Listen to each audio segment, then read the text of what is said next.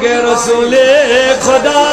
بے مثال اللہ اللہ رسول خدا بے مثال اللہ اللہ حسینہ سچومبر جمال اللہ اللہ حسینہ سچومبر جمال سگل رو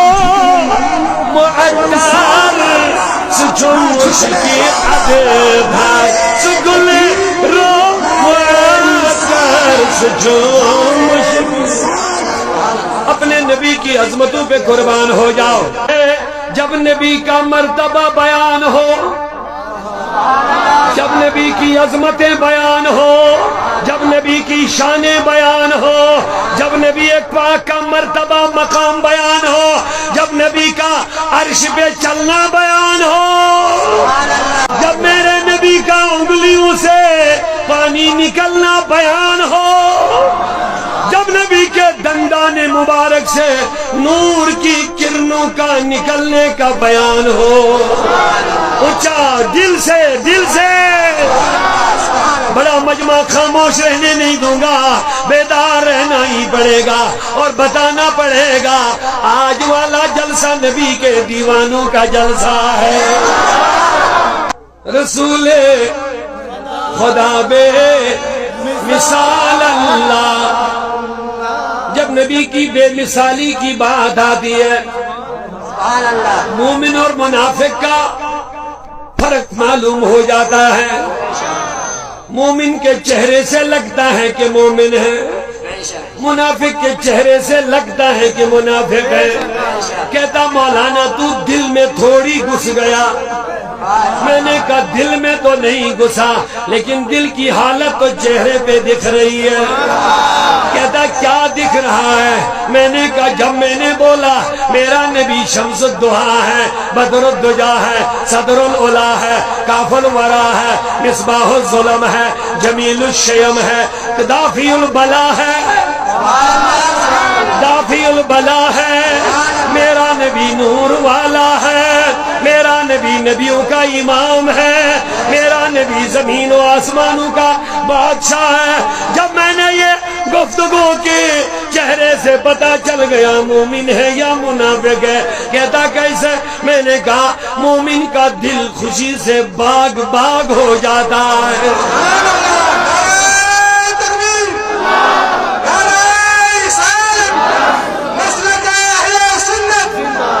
اپنے محبوب کا مرتبہ سن کے دل خوش ہو گیا کیونکہ محبت کا رشتہ ہے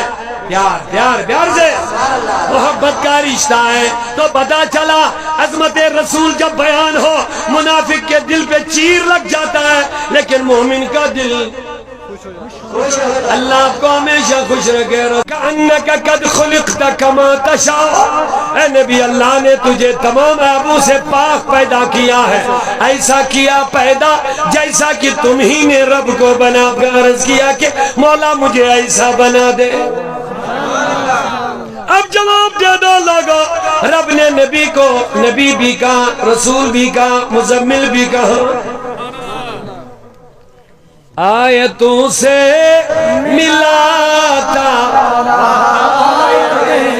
رہا آیتوں سے ملاتا رہا آیتیں پھر جو دیکھا تو نعتے نبی بن گئی پھر جو دیکھا تو نعتے نبی بن گئی کسی نے کہا جناب تم کہتے ہو یہ نعت قرآن نعت ہی نعت ہے میں نے کہا دیکھنا ہے نہیں کیوں نہیں کہا کیسے نعت ہے یہاں تو ابو لہب کو کہا گیا تبت یدا ابی لہب ابو لہب کے ہاتھ تباہ ہو جائے یہ نبی کی نعت کیسے ہے توجہ ہے کیا سوال آپ کہتے ہیں نبی کی نعت ہی ہے نعت کے معنی نبی کی تعریف ہے تو یہاں تو لکھا ہوا ابو لہب کے دونوں ہاتھ تباہ ہو جائے یہ نعت کیسی ہے میں نے کہا نعت کے دو طریقے ہوتے ہیں ایک نبی کی سیدھے عظمتیں بیان کرنا، ایک نبی کے دشمنوں کی مذمت کرنا، سبحان اللہ، یہ بھی نعت رسول ہے۔ اور اگر اس کے بیک گراؤنڈ میں آپ جائیں گے، یہ جو تبت یدا ابی لہب، اس کے پس منظر میں جائیں گے، اس کا شان نزول پڑھیں گے، آپ کو خود پتہ چلے گا، میرا سوال سمجھ میں آ جائے گا۔ اللہ نے ابو لہب کو کیوں کہا تیرے دونوں ہاتھ تباہ ہو جائے؟ اس پر بھی غور کرنا چاہیے نا۔ کیا اس نے کعبہ مٹانے کی بات کی؟ کیا اس نے کعبہ کی اینٹیں اکھاڑی؟ جواب نہیں دے رہے۔ کیا اس نے قرآن کو جلایا؟ نہیں جلایا۔ کیا اس نے حجر اسود کو نکالنے کی کوشش کی؟ نہیں۔ تو پھر ان دو ہاتھوں کو میرے کو رب نے کیوں کہا کہ تیرے دونوں ہاتھ تباہ ہو جائے؟ تو ادھر سے جواب ملتا ہے، جب نبی نے دین کی دعوت کے لیے لوگوں کو جمع کیا، ابو لہب غصے میں آ گیا، اس نے کہا اے محمد معاذ اللہ تو تباہ ہو جا۔ یہ لفظ کہتے ہوئے اس نے غصہ جب کیا تو غصے میں یہ دونوں ہاتھ ایسے کیے، نبی کی طرف اشارہ کیا، کہا تبلک یا محمد، اے محمد تو تباہ ہو جا۔ اللہ نے کہہ دیا میرے نبی جواب تو نہ دینا۔ کہا نبی جواب تو نہ دینا، اگر تم نے جواب دیا تو یہ لوگ آگے چل کر کے اس کو حدیث کہیں گے اور پھر حدیث پر بحث لگائیں گے، صحیح ہے یا ضعیف ہے، موضوع ہے یا کیا ہے، یہ پھر حدیثوں کی اقسامیں نکال کر کے ان پر بحث کریں گے۔ اے نبی اس لیے جواب تو نہ دینا، یہ تیرے دشمن کو مجھے جواب دینا ہے، لہذا جواب میں دوں گا اور ایسا دوں گا قیامت تک کسی کو ضعیف کہنے کی ہمت نہ ہو جائے۔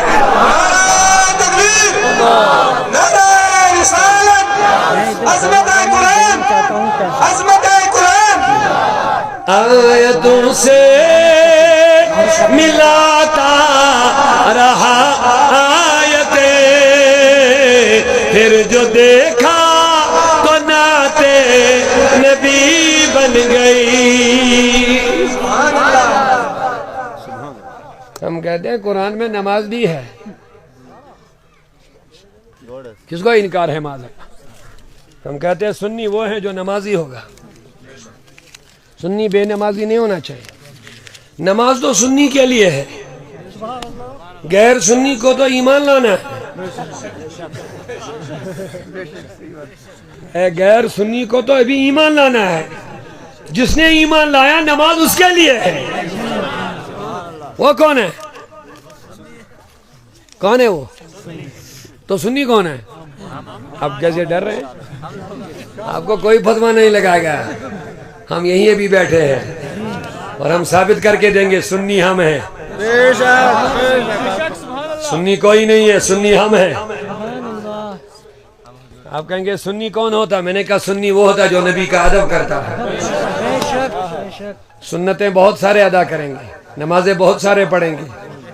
لیکن ادب کرنے والے سنی ہی ہوتے ہیں۔ ہم نبی کی ذات کا بھی ادب کرتے ہیں، نبی کے شہر کا بھی ادب کرتے ہیں، نبی کے چیزوں کا بھی ادب کرتے ہیں، یہ سنی ہوتا ہے۔ ہم جب نبی کے چیزوں کا ادب کرتے ہیں نا، لوگ بولتے شرک بدعت، میں نے کہا ہم اماں عائشہ کے نقش قدم پر ہیں، ہماری ماں عائشہ ہے۔ بخاری کی حدیث ہے، عائشہ فرماتے میرے پاس حضور کا جبہ مبارک تھا۔ کیا تھا؟ جبہ مبارک۔ جب حضور تشریف لے گئے دنیا سے، وہ جبہ میں نے اپنے پاس رکھا۔ فرمایا پھر کیا ہوتا؟ کہتا مدینہ میں جب لوگ بیمار ہوتے تھے میں اس جبے کو پانی میں ڈالتی تھی، دھوتی تھی، جو جو اس پانی کو پیتے تھے وہ بیمار ٹھیک ہو جاتے تھے۔ بتاؤ یہ عقیدہ کن کے پاس ہے؟ اور لوگ اس کو کیا کہتے ہیں؟ شرک۔ السلام علی رسولہ الکریم وعلی آلہ وصحبہ اجمعین۔ ناظرین و سامعین السلام علیکم ورحمۃ اللہ تعالیٰ وبرکاتہ۔ اللہ تبارک و تعالیٰ کے فضل و کرم سے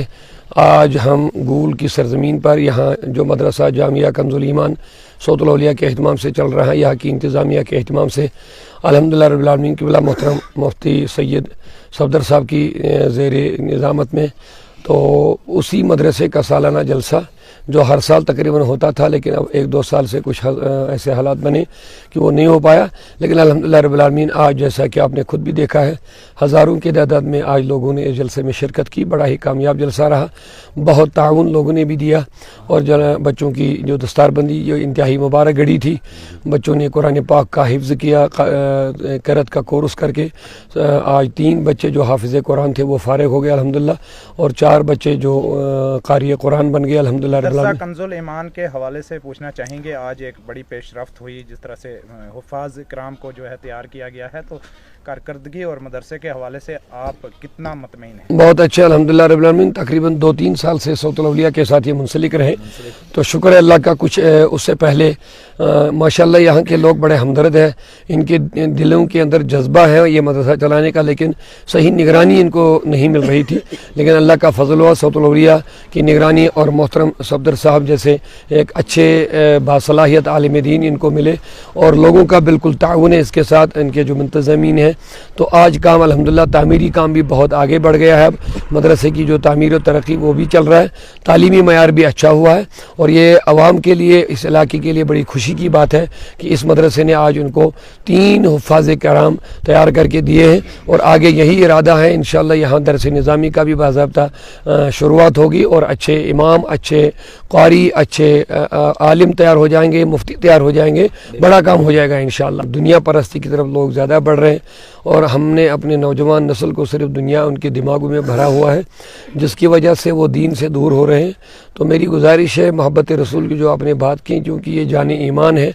یہ ایمان کی جان ہے، تو جب تک یہ نہ ہو تو ایمان ہے ہی نہیں، کیونکہ رسول اللہ صلی اللہ علیہ وسلم نے خود ارشاد فرمایا کہ تم میں سے تب تک کوئی مومن نہیں ہوگا جب تک نبی کی ذات تمہیں سب چیزوں سے، سب لوگوں سے زیادہ محبوب نہ ہو، حتیٰ کہ والدین سے، اپنی اولاد سے، اپنی جان سے زیادہ محبوب نہ ہو۔ تو لہٰذا اسی سے پتہ چلتا ہے کہ حضور کی محبت